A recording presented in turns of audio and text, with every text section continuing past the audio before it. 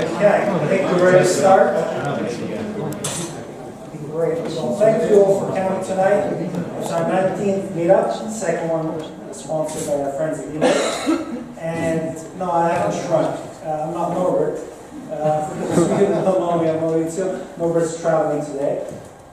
And we have esteemed guests visiting us from far away, and introduce them in a minute. But before that, I just wanted to go through a couple of announcements and news. As you see here, we're trying to experiment with something a little bit different, a little bit of interaction this time around. So I would recommend everyone to look at that QR code or go straight into the slide.dl website. There's a very short poll, just one question. Please answer it. We're trying to understand a little bit more about the people who actually come to events. And there's also a way for you to post questions as the presentations go on. So it gives you a chance to put something in without having to wait till the end of the talk. Or if you're shy and don't want to raise your hand, we're very friendly about you. So check it out. Everyone, I have it on the last slide again anyway, but it's very simple. So have a look.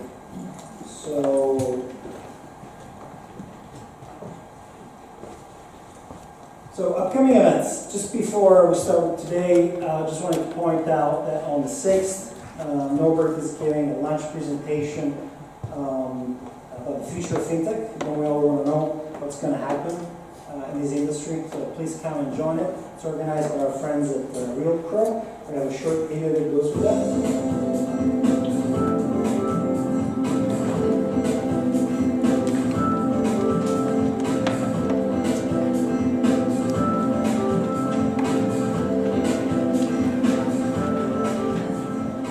Please join me on July 6th for an exciting and engaging discussion on FinTech and the future of finance.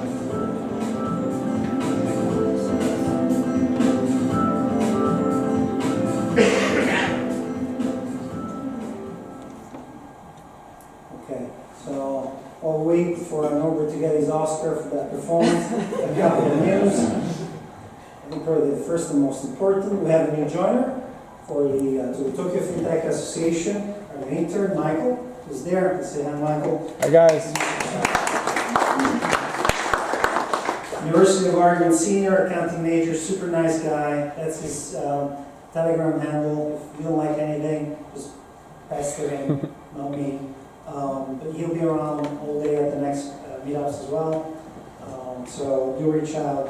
And he's actually going to be running a little bit of research for us over the next 6 weeks. So if he does approach you to ask a few questions about finance or technology, please be kind enough to dedicate a few minutes of your time. Another piece of news is we have launched a publication on Medium called the Tokyo FinTech Medium publication. That's the link and QR code. And this is going to be our repository for articles that we write about the market here, about what happens overseas. So we'd love for everyone to have a read, comment, and also if you're interested about becoming a writer for our publication, please approach us. It's open source, you retain complete control of IP and IP of your articles, but it's a nice way to pull our resources together to create a story and talk about what's going on in the market. So I'll give you another few seconds to help you get your code. That's 3 QR codes in 3 slides. So I've already done it. Okay, so today I'm very happy to have Shahaf and Steven present about COTI, currency of the internet. Shahaf is the CEO of COTI. He has made his mission to create a distributed ledger digital currency specifically for transactions. Speed, accuracy, security, efficiency are the keywords they're striving for, and we'd love to hear exactly how they're achieving that. Stephen is a senior advisor to COTI, co-CEO of Cash Connect, an automatic cash handling enterprise, and he's a former CEO of Investec in London, and global head of their private banking business, and is bringing a is wealth of knowledge of the project, and we thank you guys for taking the time to come talk to our community. So please come and work.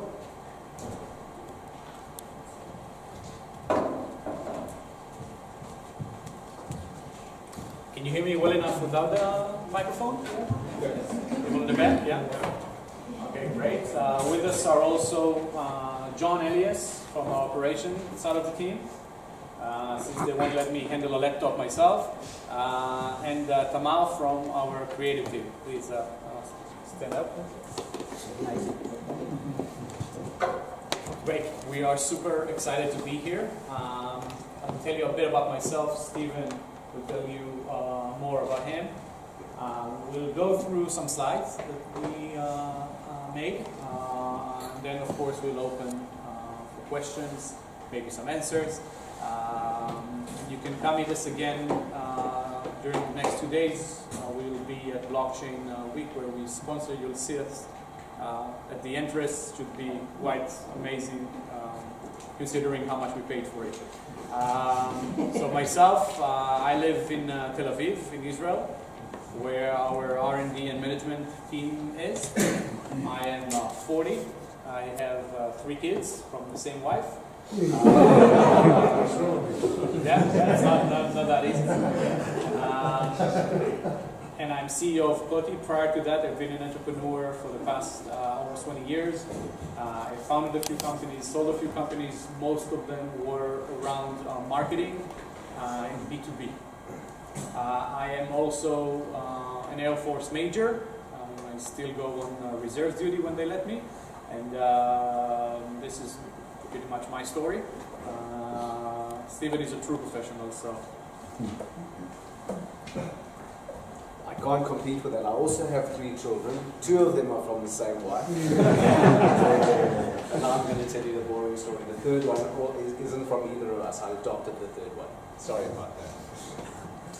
I grew up in a place called Cape Town, which is in South Africa. I was schooled there, went to university there, then I did a small stint of university in London. At a young age, actually wanted to be an entrepreneur, ran out of money and joined a group of individuals. There were about 10 or 15 of them at the time, with the ambition to start a bank. And that was quite a daunting prospect, and we didn't really have a clue how to do it. So what we did is we lent money to people. They borrowed from us. We didn't have the money, so we went to the bank and discounted the paper. Everyone understands what that means? And later we listed the business in South Africa. This was pre-1994, so South Africa hadn't liberalized at that point. We understood that South Africa would liberalize, and we got permission very early on after we listed in South Africa to buy a small bank in the UK, which we then called Investec Bank UK, but it was a tiny, tiny little organization, which we then listed in London, and we listed it in London in 2002. So this was, it took us quite a while. We actually had to have a dual listed structure at that point. It's like some of the more complicated mining conglomerates. So we had a dual listing, London and Johannesburg, and we listed in 2002, and by 2006 we were a FTSE 100 company, and in fact if you took the shares off the South African register and we had a primary London listing, we would have probably been number 36 on the FTSE. And our whole model was around disruption. So we thought this was a group of young guys who were not so young anymore, but who wanted to challenge insurgents and do things differently. To cut it short, really, in 2011, for a variety of different reasons, I decided it was enough in the banking space. I decided to take a break and have spent most of my time since then in what you would call the FinTech space. Now, FinTech is a spectrum and means different things to different people. I got involved in this project probably a year or so ago, 18 odd months ago. I'm involved in a number of FinTech initiatives. This one is of particular interest, as it's significantly disruptive. I'm not going to steal any of the thunder from Shahaf. What he didn't tell you is that he flies F-15s on a weekend, so he's far better equipped than I am to give you all of the details in terms of what we're trying to achieve from a COTI perspective, and we are going to take questions at the end. Good. All right. Any questions before we begin? All right. Start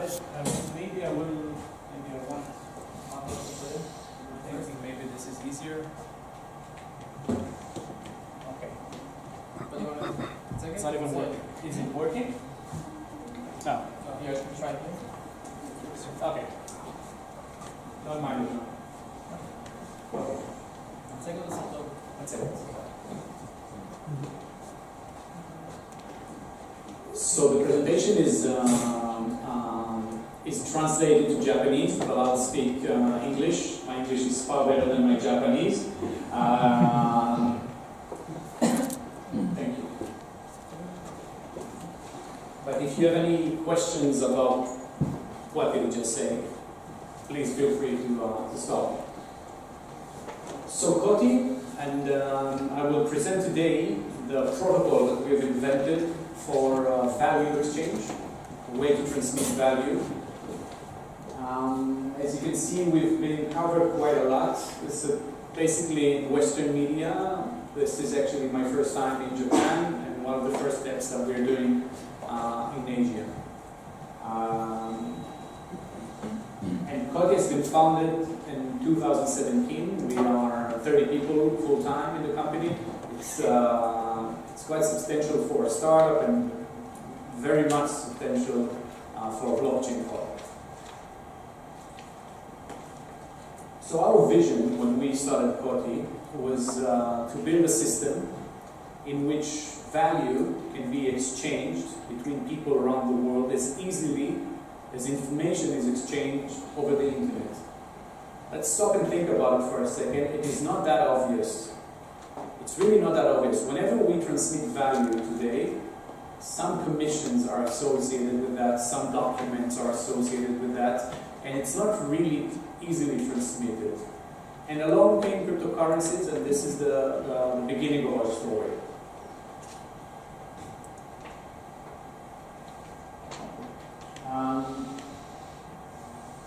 Now, why did we even want to invent this system to easily exchange value? Because we were involved heavily with e-commerce and FX, we noticed that a lot of our profits are going to processing fees. So as we all know, the traditional payment systems, the Visas, the MasterCards, the PayPals of the world, have quite a few issues. High fees is one of them, right? So high fees means that the average merchant can pay anywhere between 1% to 15% of his turnover to processing fees. Now, when it comes to e-commerce, especially in competitive markets like electronics, the margin for merchants before they pay taxes can be about 12%.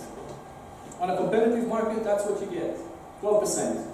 Now let's say you're not on the high end, let's say you just pay 4% for processing fees. That's 4% coming out of 12%, that's 30% of your profit going into fees. Guys, this is a co-founder in your company that takes money every month but never shows up to work. And what value does it add? You just need to do that to accept payments, right? Because you don't trust the other party. So that's high fees. Slow settlement. If you are taking credit cards, you're not getting paid immediately. When I ask here in Japan, which is a very cash society, merchants, what's wrong with credit cards? And they'll say, I want to get paid now.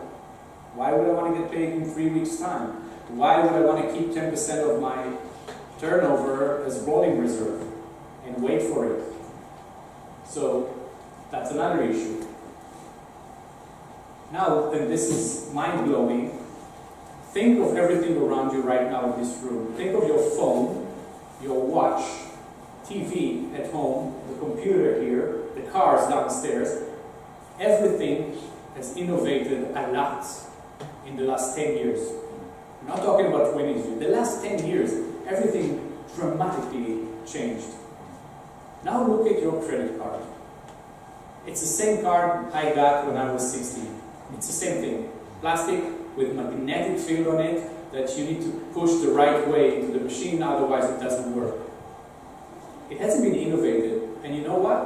Why would it be innovated? It's the same duopoly, Visa and MasterCard, that rule this market and won't innovate it because why would they? Now they're not evil, They're just sitting on top of the hill and nobody can move them. Cryptocurrencies is actually the first technology out there that might disrupt this old infrastructure. So you have that. You have 2 billion people around the world with no access to the financial system, that even if they wanted to pay for something online, let's say they have the balance for it and they just want to, couldn't. You know, in the Philippines, you know the cash on delivery story, the people buy things online, they deliver it to their home, and then they pay cash for it. So a lot of cancellations happen, but this sort of systems are invented because a lot of people are underbanked. So these sort of things are real issues in traditional payment systems. But you know what? We all thought that cryptocurrencies can be a solution for that. So we thought, hey, we are not happy with what's happening with traditional payment systems.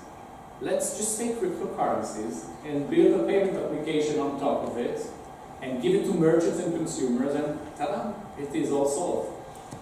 And we realized that everything around cryptocurrencies right now is just not suitable for mass payments. You actually can't use cryptocurrencies for everyday payments as it stands right now. Who here in the room, and I think it's legal in Japan, so feel free to answer, normally pays for things with cryptocurrency? No one. You know what? That's the sort of answer I usually get.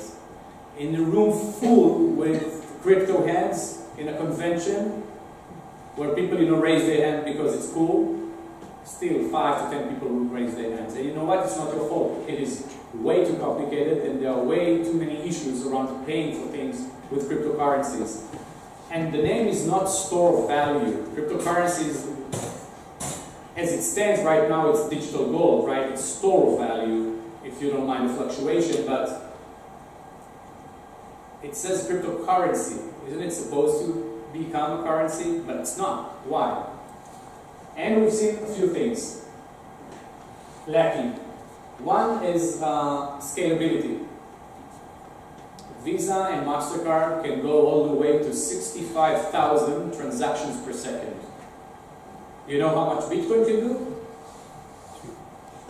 3, if it's conjunction, maybe on a good day with tailwind, 7, 20. That's not the same magnitude, right? Ethereum can go maybe 100. We now have some protocols, maybe XRP can do 1,000. Guys, we're talking about 65,000, right? So the scale needs to grow a lot. And another consideration, of course, is energy consumption. As it stands with Bitcoin, for instance, right now, when Bitcoin handles about 0.0002% of world transactions, it consumes the same amount of energy like New Zealand. So God forbid it becomes massively adopted, right? We don't have enough energy. So scalability is a big thing. Stability is another thing. When we ask merchants, hey, why don't you take crypto? You don't pay fees.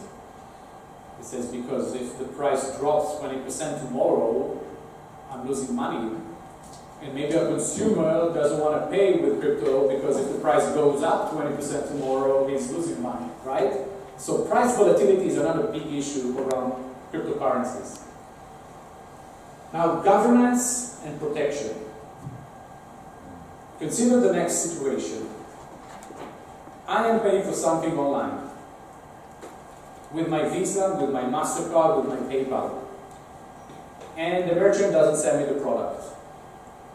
I try speaking with him. I try to reason with him. It doesn't work.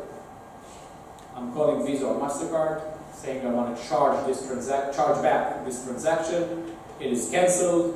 And now I have a third party between me and the merchant that protects my interests the way I see it.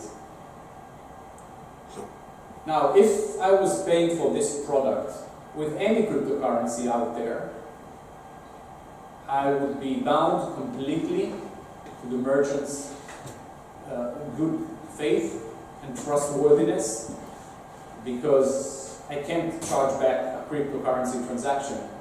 It is gone. So philosophically, we say that cryptocurrencies are a trustless system, a system where no trust is needed. But this no trust is needed is actually limited to balance, meaning I don't need a third party or a bank to say he has enough balance to pay and you have just been paid, confirmed. Cryptocurrencies can do that. Cryptocurrencies are completely unequipped to deal with a situation where trust is broken when someone doesn't deliver what he says he will deliver. Or maybe just a simple mistake.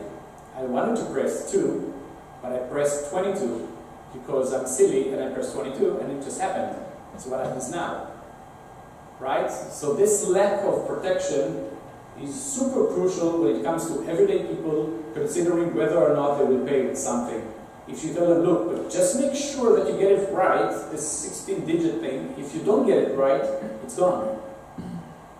Who in his right mind will pay for something like that? We pay, as a cryptocurrency company, we pay for a lot of things. Like 20% of the things we pay for, like marketing and everything, is paid with cryptocurrencies, which is good. We like it.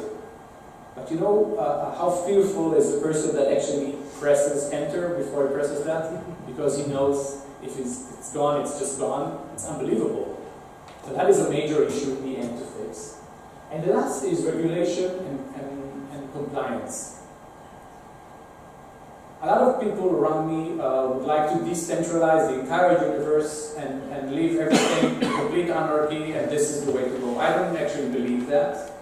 And I actually believe, and in COTI we believe, that any payment system of the future will be completely regulated and will need to comply with rules and regulations of the countries in which it operates if it wants to achieve any scale at all. And it's not just because we live in a dangerous world and otherwise money will pay for guns. It's not just that.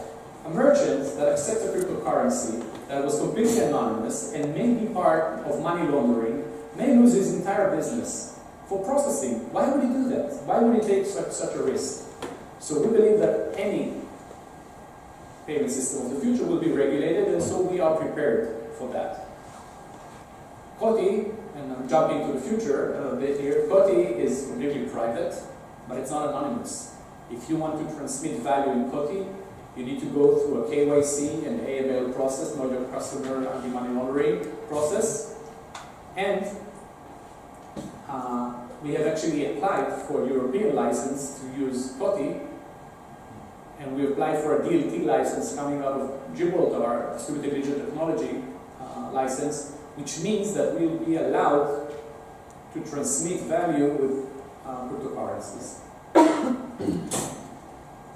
So what we've realized is that we need to build a new blockchain that will be scalable enough, that will be stable enough, that will comply with law and regulation, and that will be able to protect the users on it if we want to create a payment system of the future. But we've realized, after building it, that it can be used for other things as well. I want to show you a simulation of our network. Let's do that. Any simulation? Yeah, not set it, but he only understands Hebrew. I'm just true. May I ask again? Okay.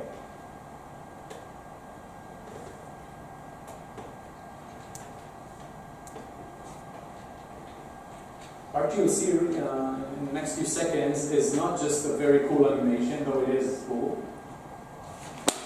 You'll see a mathematical model, actually 361 mathematical models, that show our consensus algorithm and how our network operates behind the scene. So, this is the cluster, the DAG. We'll get more to this in a few seconds, but I wanted you to be able to see that. Orange is new transactions that are headed to the network. I'm transmitting money to John. This is a transaction. So orange is not me, it's not John, it's just our transaction. Blue are transactions that are now being validated by these new transactions, right? So blue are the transactions that were added just before the orange one joined the network. Black are transactions that are confirmed, meaning money was transmitted.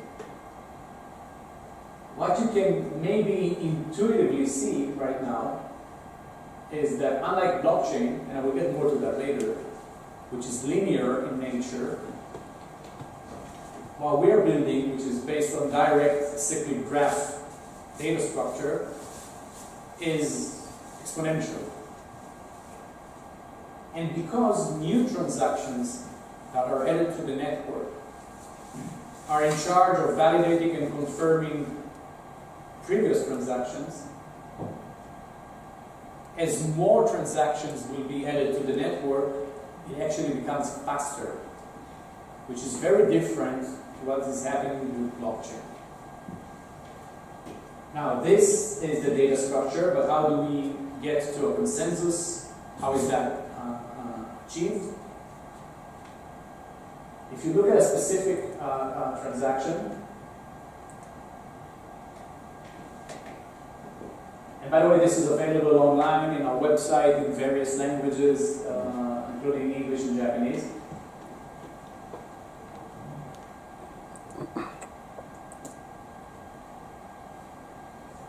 How's it going? Okay. This is very difficult.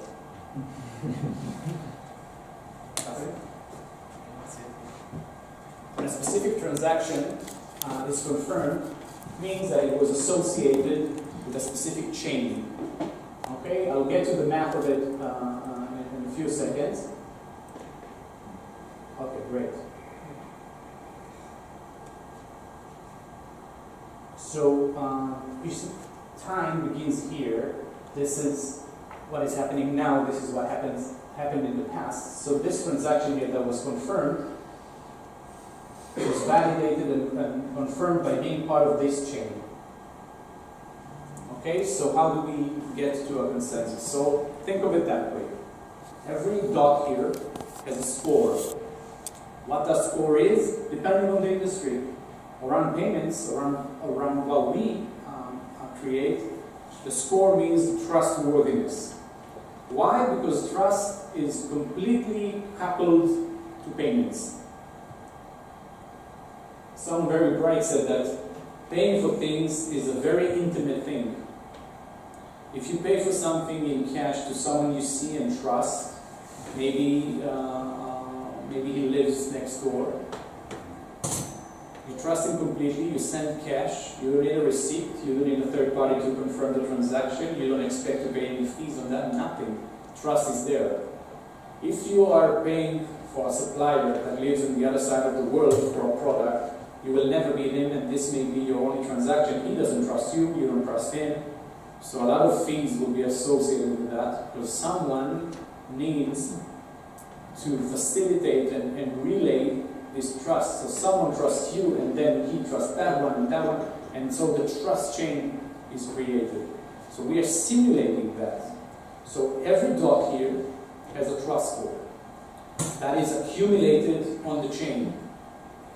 So let's say money will be transmitted once we reach the score of 300.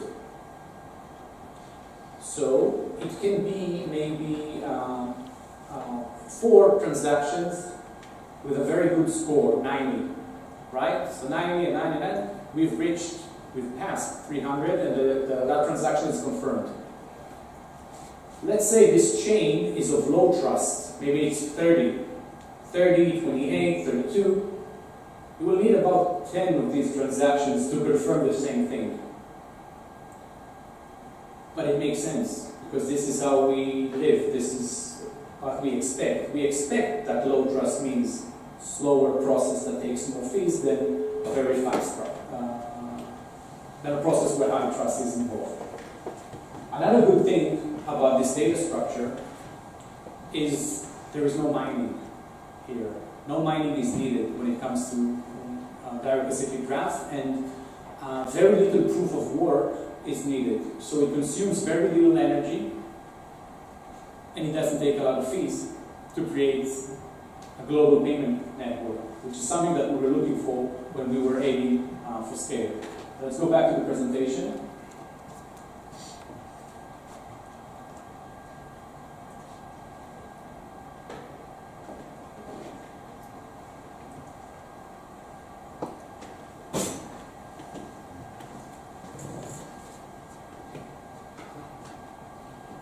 So I've discussed the cluster, and I've touched a bit the idea of comparing blockchain. And blockchain is very common to dive the cyclic graph, but think of the linear structure of blockchain, and as the network grows for Bitcoin, it becomes slower. That's the fact of it. Think of it as a website that has a very cool video, and everybody is trying to watch it at the same time. Very poor quality of service. That, on the other hand, as it grows, actually becomes more scalable, and the network becomes faster. Think of it as file sharing, P2P, which is illegal and I don't recommend it. But if you do, then a popular file is more easily downloaded because more people have pieces of it, right? So it's kind of similar to the same concept. So what we did with COTI, we built three things. First, we base it over DAG, as I've overstated, and that can go all the way to 10,000 transactions per second. Now there are other companies and other projects that we love that do DAG. Hydra, Nano, IOTA, for instance, all do based on DAG or variations of it. Some do arbitration, and I'll discuss arbitration or how we have solved this chargeback problem, the buyer seller protection problem that I've mentioned. And some, and I've discussed the trust score or the ranking mechanism that we have, and there are some other projects that are involved around financial services. But with COTI, we've managed to take what we think is the best of all worlds, create some new things, to create a really robust payment system and a really robust protocol.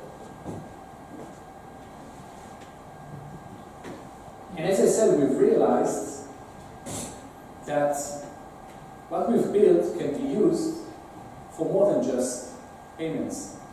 We've realized, of course, like IOTA is doing, we can do Internet of Things as well, right? We can do more financial services other than just payments. We can do logistics. We can do storage. Okay, distributed storage, like Brussels or anything like that. People need to store things, right? And it needs high throughput, and it needs some ranking, and we can deal with that as well. But of course, as a company, we need focus. So our focus right now is creating a payment system. And so we've built COTI Pay, which is the first application that is based on our protocol. And I will show you that in a video in a second. You know what? Put the video on and which one? That will keep on working while we sit here.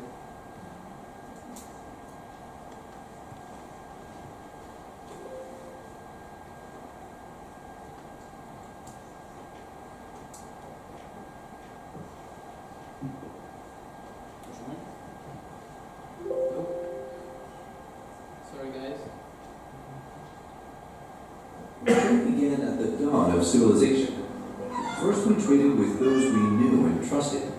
Then, as our circles grew, we created financial institutions we trusted to trade with strangers we doubted. Various payment methods were developed, and our financial system expanded into a big, powerful force that all payments came to depend upon. Today, every time we buy something, anything, we pay a fee. transaction fees make their way into the pricing of goods and services, causing prices to climb, adding up to billions of dollars a year. Now, blockchain technology opens the door for change. COTI, currency of the internet, shifts the power into the hands of the people. With a digital currency built especially for payments, COTI encourages trade by building trust between buyers and sellers. Its decentralized trust system assigns each buyer and seller the trust score that is visible to all others. Honest behavior is rewarded and dishonest behavior is penalized. While Bitcoin and Ethereum lack the fast processing ability that is crucial in everyday commerce, COTI is a digital currency built to process tens of thousands of transactions per second. With zero fees for buyers, low to zero fees for sellers, and full buyer protection, COTI combines the best of traditional payment methods with the best of digital currencies, providing the fastest, easiest, most cost-effective, and most reliable way to pay for anything. Take part in the payment revolution.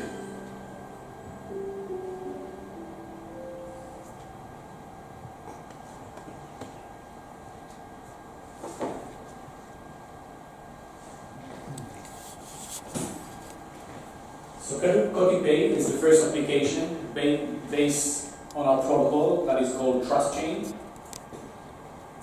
And what we think we were able to do is actually take the best out of traditional payment systems and hybrid it with the best of cryptocurrency. So the first thing, of course, is fees, right? As I said, they are very high with traditional payment systems. They have become quite high, by the way, even with Bitcoins, around $16 I think right now, which is pretty high.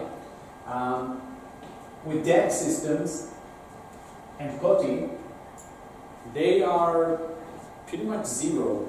So the infrastructure is extremely cheap, right? There is very little proof of work needed. It's completely decentralized, so there are no salaries or anything around that. So it can be very, very, very low. I would say it can be zero, but it won't be zero because you need some node operators and you need a way to incentivize user of the network, so it won't be zero. But if a merchant used to pay 5%, he can now pay 0.00 something percent, which is absolutely nothing. And this sort of saving goes straight down to his profit. Well, I can't read Japanese, but the second thing is stability, right? Or price hedging. When you pay with Visa or MasterCard, the merchant gets dollars, yen. He's completely hedged. He doesn't worry about what's going to happen tomorrow. With any cryptocurrency out there that is not a stable coin, you need to worry. Now, COTI is not a stable coin. There are a few issues around stable coins, and we didn't want to build a stable coin, and we still don't. We've realized that the biggest issue is not about stabling the whole economy. It's about actually the merchant that just got paid with COTI and wants to hedge the downside of it and want to make sure that in a month's time he'll have the same value that he had today. So we've actually built a marketplace for market makers that actually hedge the merchant value for 30 days. So we don't need to worry about stabling an entire economy, which can be done, but it has a lot of drawbacks. We just need to worry about stabling some of the transactions for some of the merchants for 30 days for a small commission, which is doable.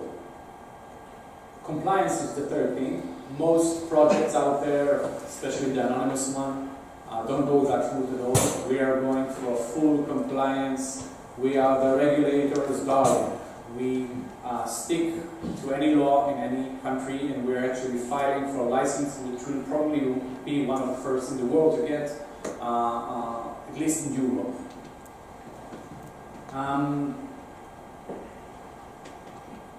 Someone who reads Japanese can read that to me? Stability. We had stability. Compliance. Protection of a buyer and seller. Good. So now I want to discuss one of the key novelties in what we do, which is the buyer-seller protection. So If you remember, I told you that it's quite an issue for someone to pay with the cryptocurrency because if the merchant screws them over, they lose their money. How do we solve that? So let's say I bought something with a cryptocurrency and I now have a dispute with the merchant. It doesn't send me the goods. In COTI, we have an entity that is called mediators. Mediators are people like you and me that are part of the network, that have a high trust score, that went through a KYC process, that went through some screening, and have opted in to become jury in our network. So it means that if a dispute arises, they are willing to assist in solving it. What are their incentives? One, they have a monetary incentive, which I'll show you how they get incentivized with money. And the second thing, which was quite amazing, because when we opened our network for mediators sign up and said, this is COTI, this is what we do, you can sign up to become a mediator, and then you can help other people by solving disputes. You can vote on it, your decision counts, and justice may be served thanks to you. We've mentioned nothing about any financial compensation. We said, let's open it for a week. Sign in the first 20 people, and let's get on with our lives. And when we've opened it, after 3 hours, we had 1,000 people signing in. Actual people going through a KYC. I thought, we're not offering money. What's the story here? And like the younger people in my office said, what do you mean? They can speak their word, they can influence things, they can take part in a social community. That's Facebook. That's exactly what people do online all the time. They take part of things and they like it, just for the sake of it. So do we have this impact that they have? And we have a financial way of incentivizing them. So we thought, look, we need to build a system where people can analyze real-world data. They can look at the dispute and need to decide if, for instance, if I paid for something and never got it, they need to decide if I'm right or if I'm cheating, or maybe the merchant is right. In Visa and MasterCard, there's a department for that. They analyze the data, make a decision. In PayPal, the same thing. None of that is happening in cryptocurrencies. So these people read the data, and they have full access because you can, file your evidence, you can send receipt, you can show the package, whatever, same thing as you do with traditional systems. And then the mediators are assembled, and right now we have about 600 of them who've passed our screening. I don't know for sure, but I think it's bigger than any department in any credit card company, right? We don't need to pay their salaries, so it's completely decentralized. They don't know each other, so they can't coordinate. And once a dispute arises, we pick them up randomly from different regions, time zones, languages, so they can't coordinate between themselves. They read the data and they vote. Now, voting is not enough, because what if they don't care? They just vote. Maybe they are trying to fraud the system. So how do you build a system where people don't coordinate? They need to be incentivized and they need to judge wisely. You need to maintain the fact that they need to judge wisely. So, this is me and the merchant, and the mediators need to vote. Now, some of them will vote for me, some of them will vote for the merchant. And as I said, voting is not enough. When they vote, they don't just vote, they actually stake some of their tokens. So there's a minimum and maximum for that, but they stake tokens. They vote for me as a consumer, and they stake maybe 200 COTIs on that. That's $20. And the pool is created. So some mediators vote for me. You can see 4 of them voted for me and staked their tokens, and 2 have voted for the merchants because they think he's right. So now it is time to conclude the votes, and it's not the same number of voters every time, so it has some proportion to the size of the dispute. It is now time to make a decision, and it seems that in a majority of 4 to 2, I was right. By the way, I'm always right in my presentation. So I was right.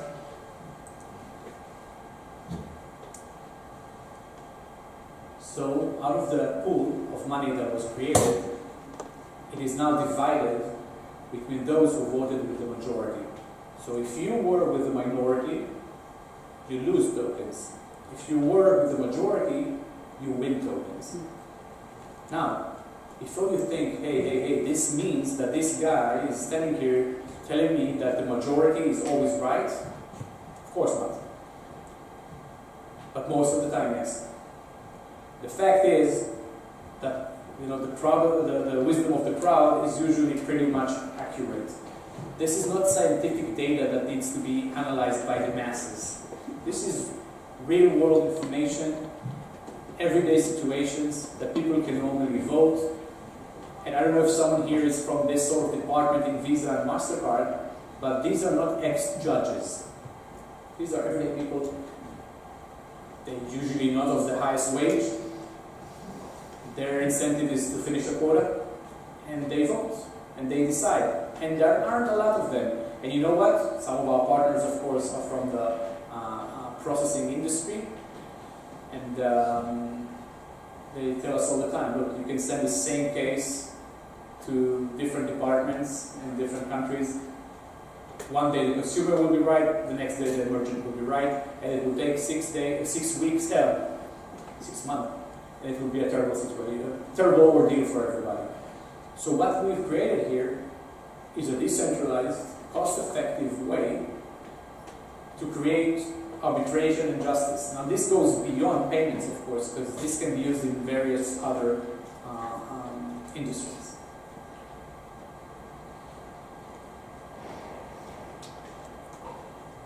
Wrong side, sorry. Don't look.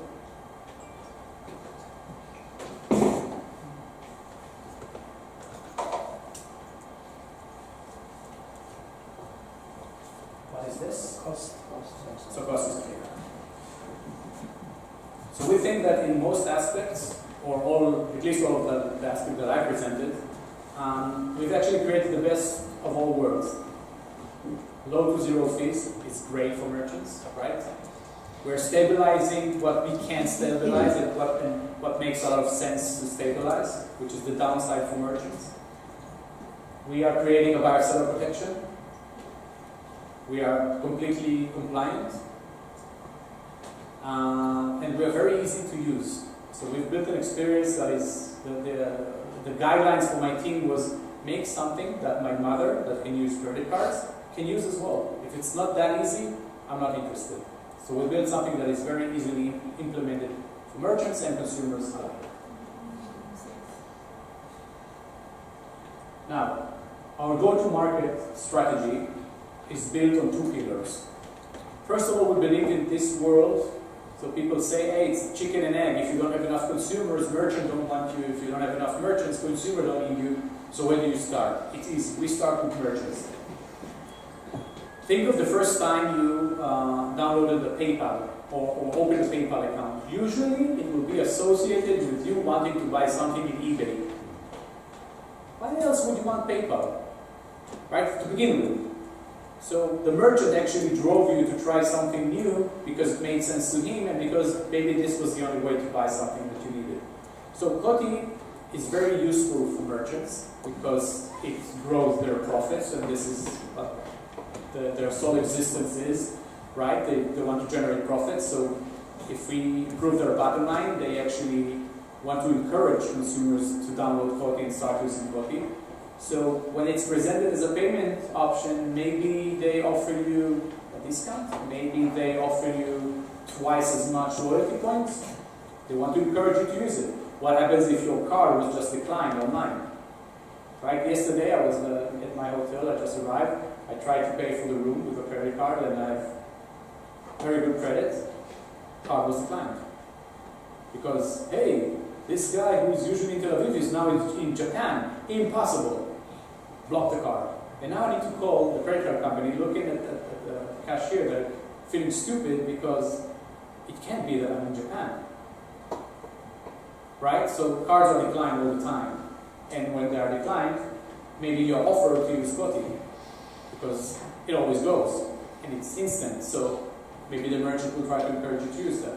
So we are building of a merchant.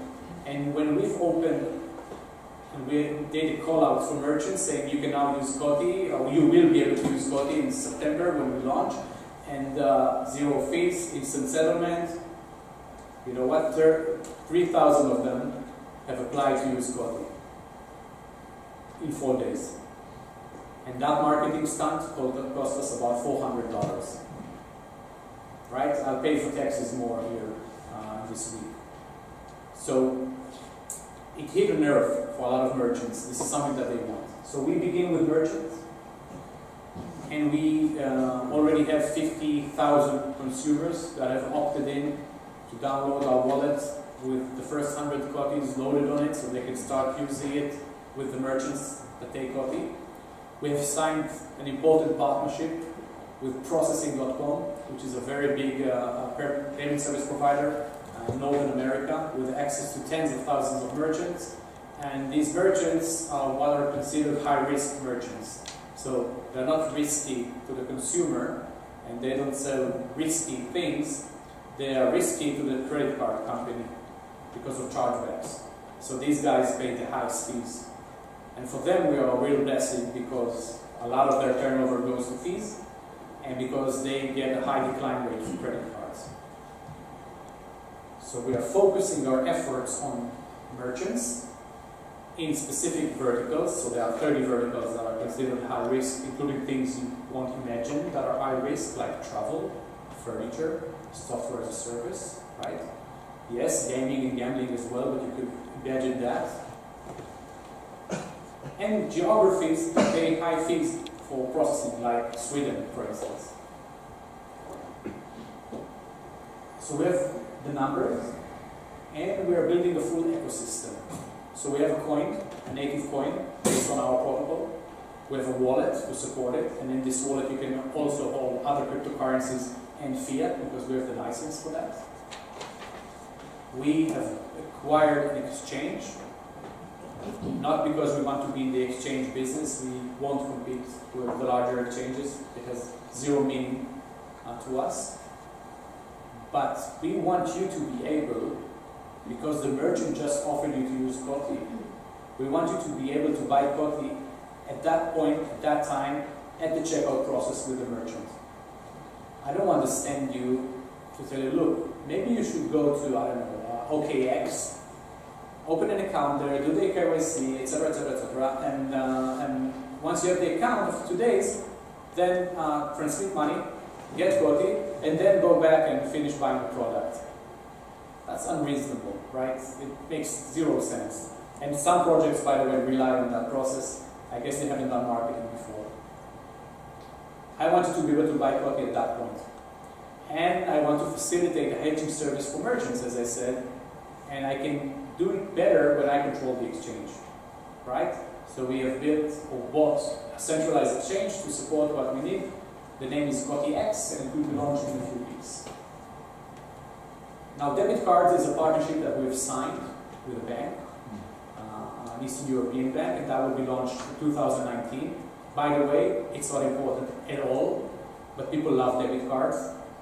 Anything that can be done with a debit card, or most things can be done with an application as well, but people really like debit cards and it helps adoption, so we've done that. Now, who are the people in my team? I've presented myself. Our CTO, Dr. Nir Alwani, as I said, he has about 14 patents, or exactly 14 patents. I actually used to say that he has 13, and then he said, look, yesterday I've looked, and it turns out that I have 14 patents. So this is the sort of guy he is. If I had one patent, believe me, it would be a tattoo here. Order of patent. This guy has 14 patents. He was former head of research for IBM. He knows a lot about artificial intelligence and machine learning. And he has built a lot of software. And he's the guy that is in charge of building our protocol. It is also an entrepreneur. He sold the company himself. I won't bore you through everybody. We have 30 people. Half of them are engineers, data scientists, mathematicians. This guy, Eli, so it turns out there is an award for mathematicians, like a competition of sorts. Since Einstein, there were about 4 people to be awarded that sort of award. And I can't remember the name of it, but I will make sure to send it. So he's one of them. So very shrewd mathematician. Tamar and John are here. Our CFO was CEO for Plus 500 in the UK. Our COO was from HSBC. Quite a bunch of people. Anton was the head analyst for the Wings Foundation. This guy read more white papers than any of us combined, believe me. So 30 people full-time. Our board of advisors is something that we are very, very proud of. Stephen, to introduce himself. We also have Dr. Matt McBrady. He's the former Chief Investment Officer of BlackRock. He's in our management committee. Lindsay, she's the CEO of Luna Capital, Silicon Valley VC, that focuses on DAG projects because she also believes that DAG are the future of blockchain. Avi Chesed also invested and became an advisor for the company. He's the CEO of processing.com. He understands a lot about processing and fees. Ray Kidd was the CRO of Ripple. This is actually not what he's most famous for. He was the first investor in Twitter because he had this employee, this crazy guy that kept talking about things, still invested just to keep him quiet. It was Jack Dorsey. So he was the first investor in Twitter, one of the first investors in Square, the first investor in Coinbase. So you get the idea of what this guy is doing. And Nimrod Lehavi, who was the CEO and founder of Simplex, again, very famous for their ability to convert fiat to crypto. So he's also with us. We have a very good advisory firms helping us in this journey.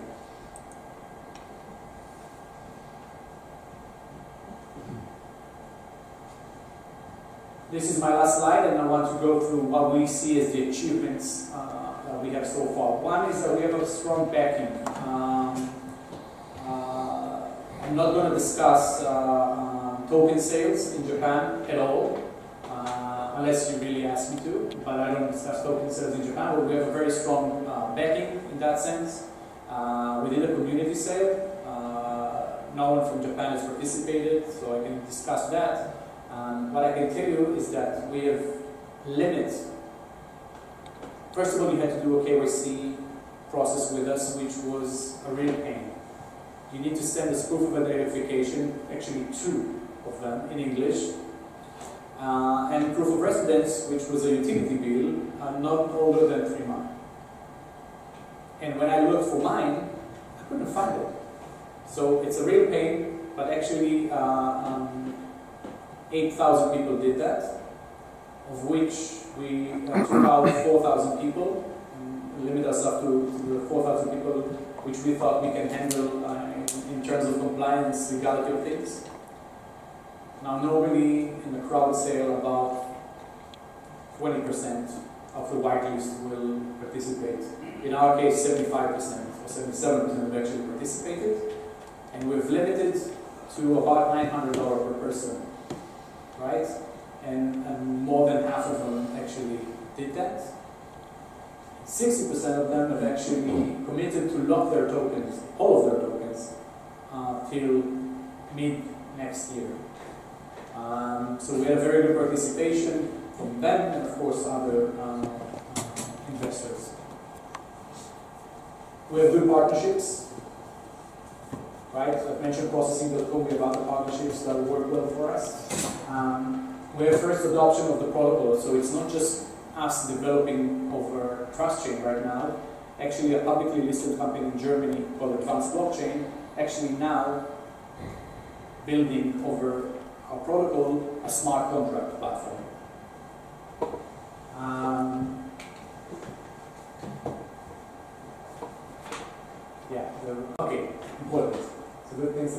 every now and then English is there. We are almost ready to launch, right? By the end of August, we will launch the payment application.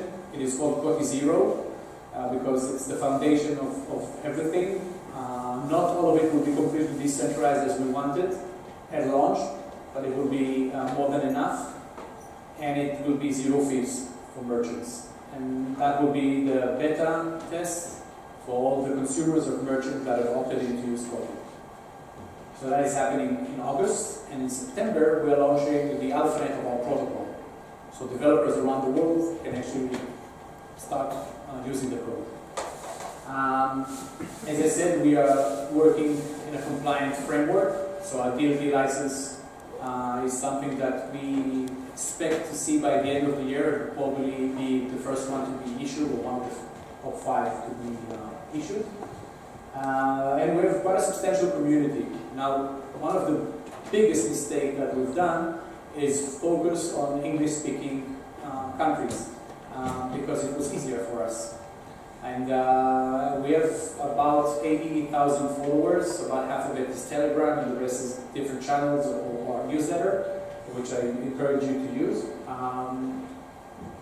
Most of it is English-speaking, Europe, Australia. We're very popular in Australia, but the truth is that in Japan, China, Korea, Taiwan, Singapore, not a lot of people know us, which was a terrible mistake, completely mine.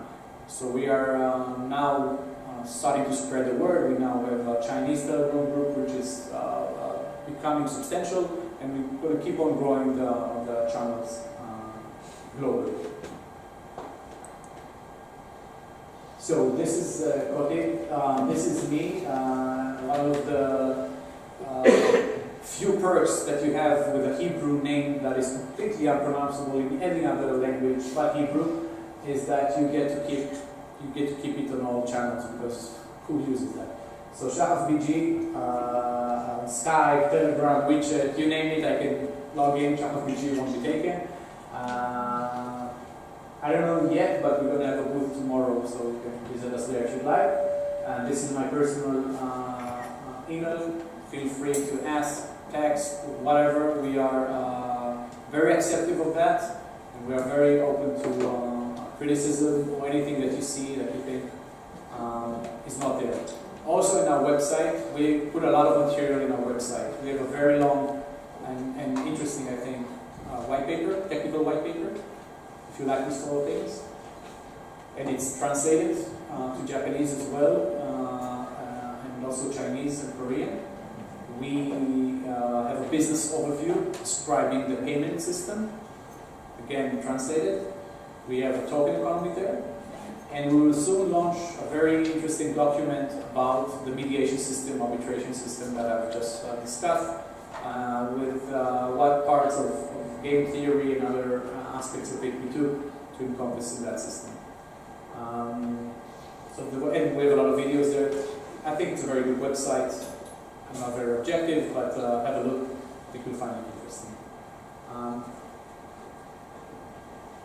This is the slides. Thank you.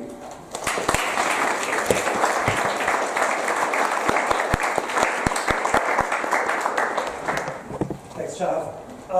And Stephen, now we open up to questions.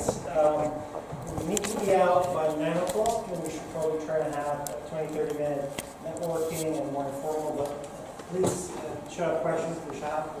Yes. Pass the mic. Okay, thank you very much. Thank you very much for your presentation. I have 2 questions. So your platform is based on tag. Immediately, that reminds me of another blockchain platform like Shahaf or the IOTA and Nano registration. So I was not quite sure, seeing that animation